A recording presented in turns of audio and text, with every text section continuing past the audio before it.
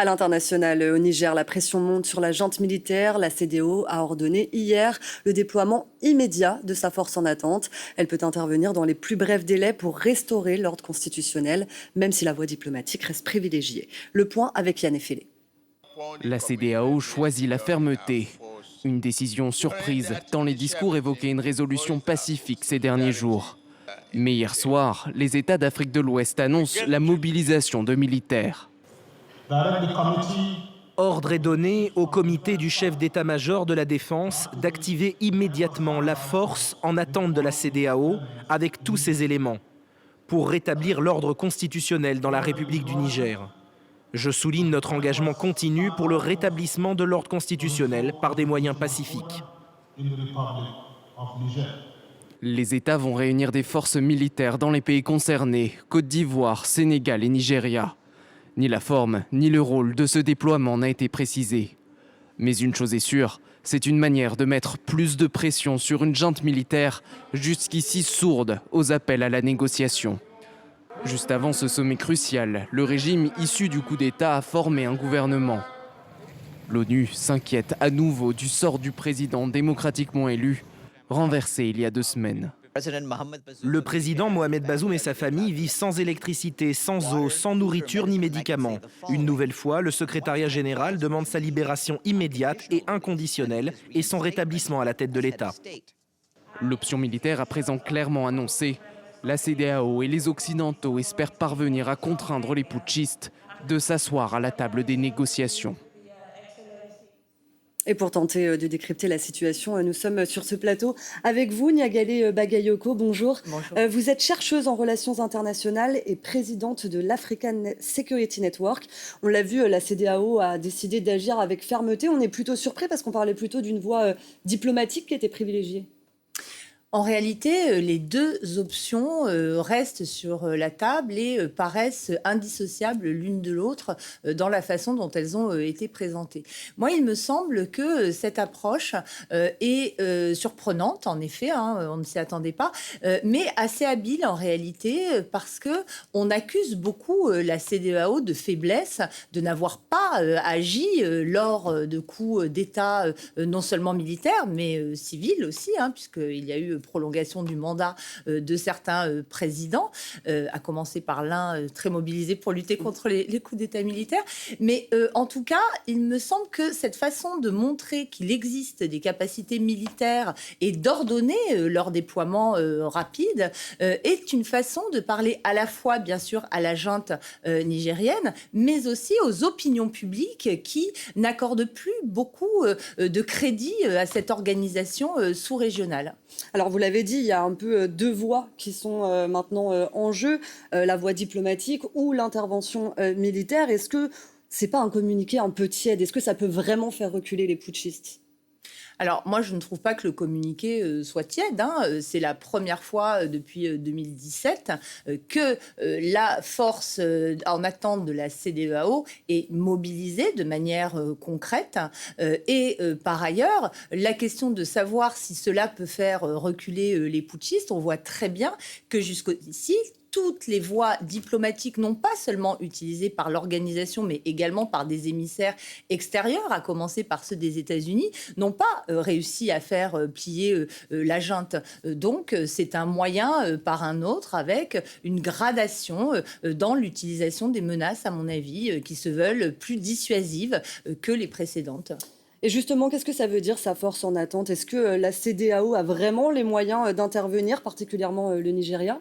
Alors, c'est très important, merci beaucoup de poser la question, puisqu'en effet, cette expression de force en attente laisse penser que cette force n'interviendra pas. Il faut savoir que ce terme, c'est un sigle aussi, donc FAC, force en attente de la CEDEAO, correspond au nom des moyens militaires dont dispose l'organisation. Il y a en fait un dispositif qui a été mis en place dans les années 2000 au niveau du continent, au niveau de l'Union africaine, avec une architecture africaine de sécurité qui s'appuie sur 8 brigades dans les différentes sous-régions économiques.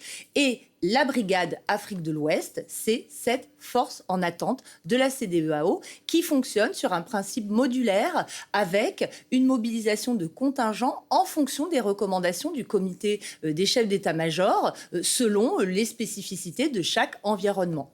Et le Nigeria a d'autres fronts à gérer, notamment avec Boko Haram. Est-ce que ça va être possible de gérer en même temps cette situation au Niger ? Alors, c'est une question fondamentale qui explique aussi les préventions qui ont été exprimées sur le front interne du Nigeria, à commencer par les sénateurs eux-mêmes, ce qui, à mon avis, crée une très forte hypothèque sur la possibilité d'engagement, beaucoup plus que des moyens militaires dont dispose clairement le Nigeria.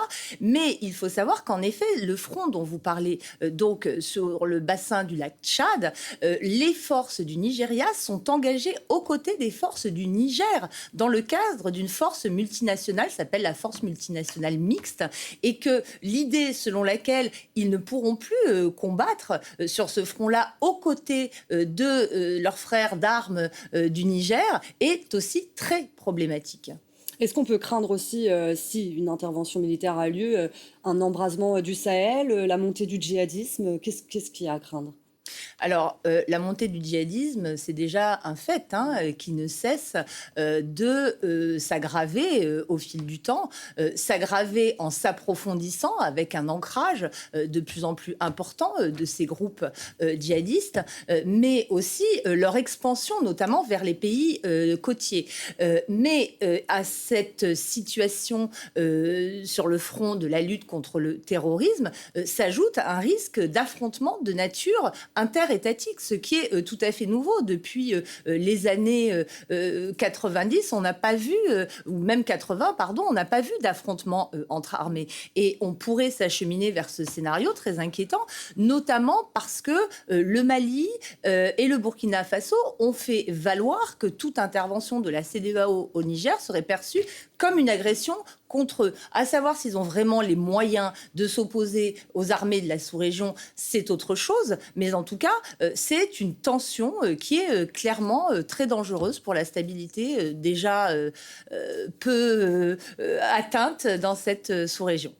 Est-ce que, selon vous, le soutien de la communauté internationale pourrait changer les choses ? Alors, ça dépend. Qu'entend-on par communauté internationale ? On voit très bien qu'aujourd'hui, cette communauté internationale n'a jamais été aussi divisée. Il avait déjà été très compliqué lors d'une intervention qui n'avait pas d'enjeux régionaux. C'était celle en Gambie, c'est la dernière en date de la CEDEAO, d'obtenir l'aval du Conseil de sécurité. Il y avait eu une résolution adoptée, mais pas véritablement autorisation de déploiement de la CEDEAO qui s'était déployée malgré tout.